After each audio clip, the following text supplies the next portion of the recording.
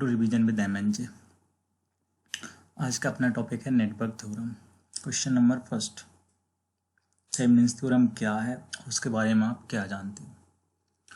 The most important theorem for GATE is Thevenin's theorem, क्योंकि इसका use आगे जाके मैक्सिमम पावर ट्रांसफर थ्योरम में भी होता है और नॉर्मली बहुत सारी जगह थेवेनिन्स थ्योरम का यूज़ होता है। थेवेनिन्स थ्योरम ये डिपेंडेंट और इंडिपेंडेंट दोनों सोर्सेज के लिए वैलिड रहती है। और यदि किसी नेटवर्क में डिपेंडेंट सोर्स ही अपन को दिए हों तो अपन को वहाँ पे जो आरएल को हटा के आरटीएच फाइंड करने के लिए अपन जो आरएल को हटाते हैं वहाँ पर एक वोल्टेज सोर्स और करंट एज्यूम करना होता है, वीडीसी और आईडीसी। लेकिन कभी कभी क्या होता है कि इंडिपेंडेंट सोर्स में ही कभी कभी अपन सीरीज और पैरेलल में कंफ्यूज हो जाते हैं। तो ज़रूरी नहीं कि अपन सिर्फ डिपेंडेंट सोर्स दिए हों तभी वीडीसी और आईडीसी वाला कंसेप्ट लगाएं। यदि किसी नेटवर्क में सिर्फ इंडिपेंडेंट सोर्स दिए हों और आपको कुछ समझ में नहीं आ रहा कि आरटीएच कैसे निकालें, तब भी आप वीडीसी और आईडीसी वाला कंसेप्ट लगा सकते हैं। और फिर आईएल तो सबको पता ही, वीटीएच अपन आरटीएच प्लस आरएल। ये सिंपल एक केवीएल लगाया और आंसर आ गया। कॉलेज लाइफ में सभी लोग नॉर्मली पढ़ते ही बीई में। चलो नेक्स्ट क्वेश्चन, नॉर्टन थ्योरम क्या है, उससे आप क्या समझते हो, क्या जानते हो।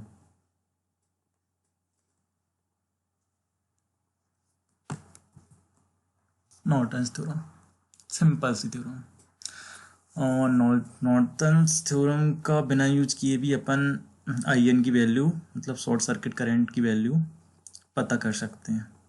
Simply we open circuit upon RTH, Thevenin's voltage upon Thevenin's resistance से।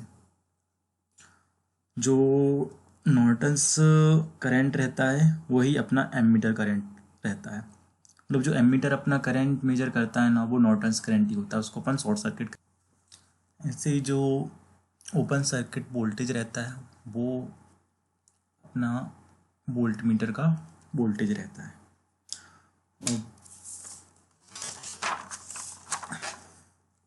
सुपरपोजिशन थ्योरम क्या है और उससे आप क्या समझते हैं। वैसे तो इसका यूज कम होता है लेकिन फिर भी हो जाता है।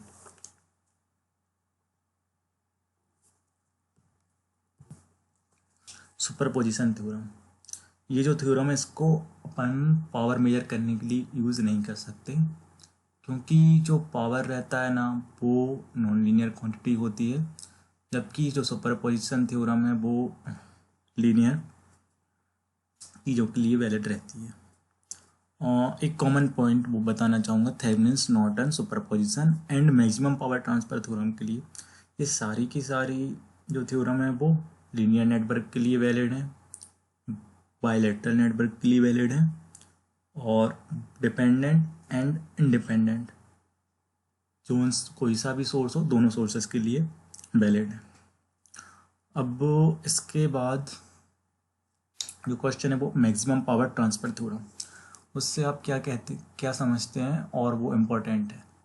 एक्चुअली जो अपना थेवेनिन्स अपन ने पढ़ा है उसका यूज़ जो होता है वो main use maximum power transfer theorem के लिए भी होता है।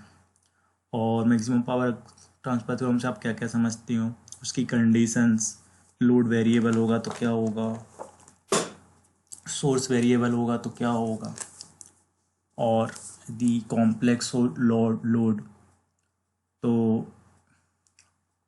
कॉम्प्लेक्स लोड में यदि आरएल वेरिएबल होगा तो उसकी कंडीशन क्या होगी, एमपीटी की। फिर जो पीएल मैक्सिमम करेगा उसका फार्मूला क्या होगा, और यदि लोड में आरएल भी वेरिएबल हो और एक्सएल भी वेरिएबल हो तो उसकी कंडीशन क्या होगी। ये सब आप सोचिए, उसके बाद नेक्स्ट स्लाइड में इसका answer. Maximum power transfer theorem, ये जो थ्योरम है ये वेरिएबल लोड कंडीशन के लिए वैलिड है, कोई दिक्कत नहीं। यदि जो सोर्स रेजिस्टेंस है वो अपना यदि फिक्स हो तो जो कंडीशन रहेगी मैक्सिमम पावर ट्रांसफर थ्योरम की वो ये रहेगी कि आरएस जितना मिनिमम होगा उतना ज़्यादा करंट मतलब उसको उतना ज़्यादा पावर लोड को मिलेगी, क्योंकि करंट जो रहता है वो मिनिमम रेजिस्टेंस पाथ को फॉलो करता है। एक्चुअली आईआईटी में इसका क्वेश्चन भी पूछते हैं, मतलब बहुत सारे रेजिस्टेंस दिए रहेंगे और आपसे पूछेंगे कि मतलब आर एस की वैल्यू क्या रहेगी। तो आर एस हमेशा मिनिमम होगा, जो भी मिनिमम, क्योंकि जो अपने पावर का फार्मूला होता है वो होता है आई स्क्वायर आर। तो आई जितना ज़्यादा मैक्सिमम होगा, आई जितना ज़्यादा मैक्सिमम होगा उतना ज़्यादा पावर मैक्सिमम होगी, इसलिए जो आर एस रहेगी उसकी वैल्यू हमेशा कम रहेगी। देखा भी, in case of fix load condition we choose the minimum internal impedance of source which provides maximum current through the load, that means maximum power dissipation across the load. Case first, यदि अपना source fix हो और load variable हो तो maximum power transfer की condition क्या होगी? तो उसकी कंडीशन होगी सोर्स रेजिस्टेंस हमेशा लोड रेजिस्टेंस के इक्वल रहेगा, और सोर्स इम्पीडेंस, और अपन कह सकते हैं सोर्स इम्पीडेंस लोड इम्पीडेंस के इक्वल रहेगा। और पी एल मैक्सिमम का फार्मूला जनरली सभी लोग याद करते हैं कि V square S upon 4 RS। लेकिन मैं तो यही कहूँगा कि बस फिगर को ध्यान में रखो कि क्या है, और वो तो फिर आप आर एल के क्रॉस पावर निकालनी है, तो वो तो आर एल के क्रॉस आप वी डी आर से वोल्टेज की वैल्यू निकाल सकते हैं। वो हो जाएगा V S into R L upon R S plus R L. उसके बाद ये निकल गया अपना वोल्टेज अक्रॉस आर एल, उसको आप डिवाइड कर देंगे आर से। तो मैक्सिमम पावर की मतलब जो अपना पावर रहता है वो क्या होता है, वी स्क्वायर अपॉन आर। तो जो अभी वोल्टेज अपन ने निकाला तो उसको लेंगे अपॉन आर कर देंगे, तो यही आ जाता है कुल मिला के। तो फालतू में याद करने की ज़रूरत नहीं है बोलूँगा। और मैं तो यही कहूँगा कि हमेशा आर एल के क्रॉस आई को निकाला करो।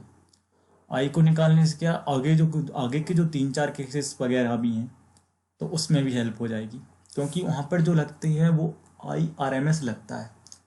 वहाँ पर यदि वोल्टेज से निकालेंगे थोड़ा सा कॉम्प्लेक्स हो जाता है कैलकुलेशन, इसलिए तो यहाँ पे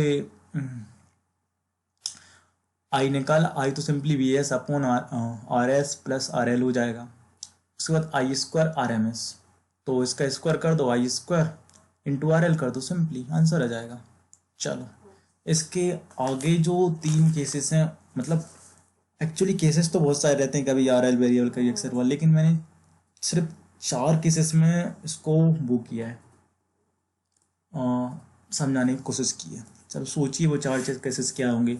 यदि सिर्फ जो अपना सोर्स इम्पीडेंस है वो आर एस प्लस जे है, जे आर एस प्लस, एक्चुअली जो अपना सोर्स इम्पीडेंस है वो है आर एस प्लस जे एक्सेस, और जो अपना लोड इम्पीडेंस है वो है आर एल प्लस जे एक्सएल।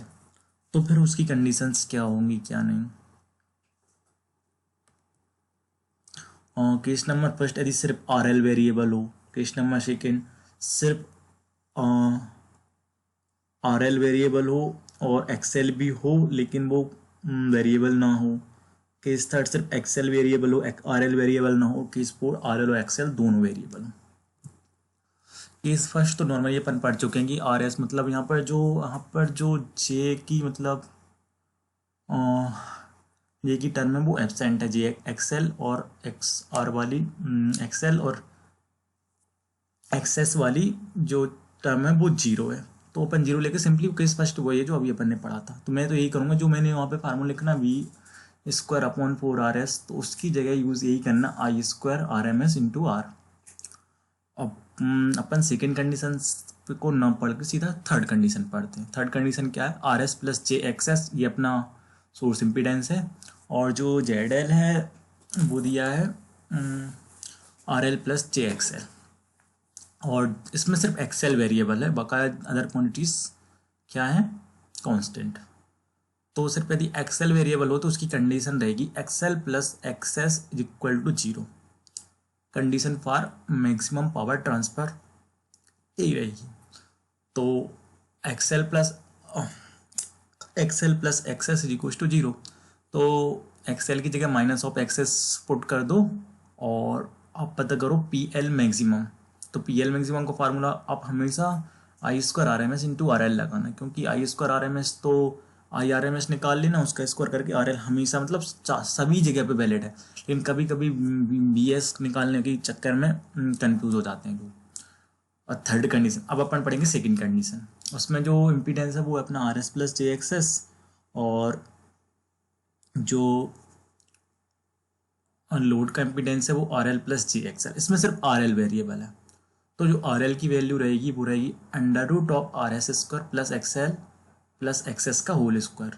तो थर्ड कंडीशन में अपनी जो एमपीडी की इक्वेशन थी वो थी X L plus X S, इसी को आप ऊपर शिफ्ट कर दो हल्के से और अंडर रूट के अंदर उसका स्क्वायर कर दो और प्लस आर एस स्क्वायर कर दो, बस इतना करना है और अंडर रूट लगा दो तो वो याद हो जाएगा। मतलब एक तरीका याद करने को का, सब अपना अपना तरीके से याद कर सकते हैं। केस नंबर 4, और वो पी एल मैक्सिमम तो वही होगा I square R M S into R L. I R M S निकालो, स्क्वायर करो, आर एल का मल्टीप्लाई करो, चारों कंडीशन के लिए वैलिड है।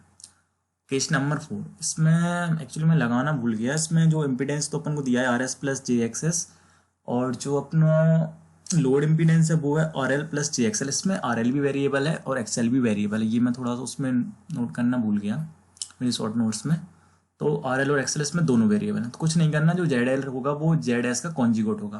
मतलब यदि आपका एक्स एस दिया हो तो वो माइनस ऑफ एक्स एस हो जाएगा, जो एक्सएल रहेगा वो। और इसका भी पी एल मैक्सिमम वही रहेगा I square R M S into R L का। ये चारों केसेस थे। अब यदि कभी जे दिया, कभी एक्सएल दिया हो, कभी एक्सेस दिया हो, कभी इंडक्टेंस, कभी कैपेसिटेंस, तो उनको इससे रिप्लेस करके जीरो दिया, कभी जीरो दिया हो, यदि नहीं दिया तो जीरो पुट कर देना, दिया हो तो उसकी जगह पर, मतलब तीनों कंडीशन, मतलब चारों कंडीशन याद रखने की ज़रूरत है। उसके बाद रिलेट करके आप कोई सा भी क्वेश्चन हो सॉल्व कर सकते हैं। Only your real part is given impedance, then put a 0 in place of XL and XS and apply required formula. The most important thing, यदि लोड उनको इम्पीडेंस मतलब RL प्लस XL के form में दिया हो और इन्फॉर्मेशन ना हो क्वेश्चन में कि क्या वेरिएबल है क्या नहीं, तो हमेशा उसको अपन को ऐसे ट्रीट करना है कि केस नंबर 4 मतलब उसमें RL भी वेरिएबल होगा एंड एक्सएल भी वेरिएबल होगा हमेशा। रेसिप्रोसिटी थ्योरम, जिसमें सारी कंडीशंस तो वैलिड है, लेकिन इसमें एक एक्सेप्शनल केस वो है, ये जो रेसिप्रोसिटी थ्योरम है वो सिर्फ वैलिड है, वो वैलिड नहीं है डिपेंडेंट सोर्स नेटवर्क के लिए। रेसिप्रोसिटी थ्योरम जो अपने रेसिप्रोसिटी जो थ्योरम है वो डिपेंडेंट सोर्स नेटवर्क के लिए वैलिड नहीं है। बकाया कंडीशंस तो सारी सेम है, valid for bilateral, linear, independent source network के लिए। कुछ नहीं होता, इसमें जो वी और आई रहती हैं वो एक्सचेंज कर दो और उनका जो रेशियो रहेगा वो हमेशा कांस्टेंट रहेगा। और ध्यान देने वाली बात ये है कि इनका जो डायरेक्शन है ना वो थोड़ा सा ध्यान में रख के सॉल्व करना जब भी क्वेश्चन करो, क्योंकि कई बार डायरेक्शन के बेस पे चीज़ें में मिस्टेक हो जाती है। कंसेप्ट ये मैंने खुद के लिए लिखे थे, जो मतलब कि यदि बड़ा सा फिगर दिया हो एंड 3 वेरिएबल एंड उनकी वैल्यू दी हो तो assume A and B and apply linearity property then solve. मतलब यदि ए और बी अपन को दिए हों, मतलब 3 वेरिएबल दिए हों और उनकी 2 कंडीशन दी हों और बस एक चीज़ को अपन को पूछा हो, तो एज्यूम कीजिए ए और बी को, जैसे अपन 10th क्लास में क्वेश्चन करते थे 10x प्लस वाई वगैरह वगैरह, तो वैसे करके 2 इक्वेशन बनाइए, दोनों इक्वेशन को सॉल्व करके एक्स और वाई की वैल्यू निकालिए, थर्ड इक्वेशन पुट करिए, जो अननोन वेरिएबल है वो आ जाएगा। जब भी डिपेंडेंट सोर्स दिए हों तो यूनिट का थोड़ा ध्यान से मैनेज करना है। डिपेंडेंट सोर्स दिए किसी नेटवर्क में, थोड़ा सा यूनिट को ध्यान में रख के करना है, क्योंकि कई बार क्वेश्चन में हो सकता है किलो ओम वगैरह को यदि ओम में कन्वर्ट करके कर लो तो ज़्यादा सही रहेगा। भले ही मिली एम्पियर में, क्या कई बार क्वेश्चन में मेंशन नहीं रहता, लेकिन जो करंट है वो मिली एम्पियर की वो एम्पियर में दे देते हैं, और जो रेजिस्टेंस रहता है वो किलो ओम में दे देते हैं, तो उस चक्कर में आंसर कभी ऑप्शन मैच नहीं करते या फिर गड़बड़ाते हैं। तो इसलिए थोड़ा सा ओम और जो स्टैंडर्ड यूनिट मानते हैं अपन लगभग उन्हीं में चेंज कर लें तो ज़्यादा सही रहेगा। Thank you.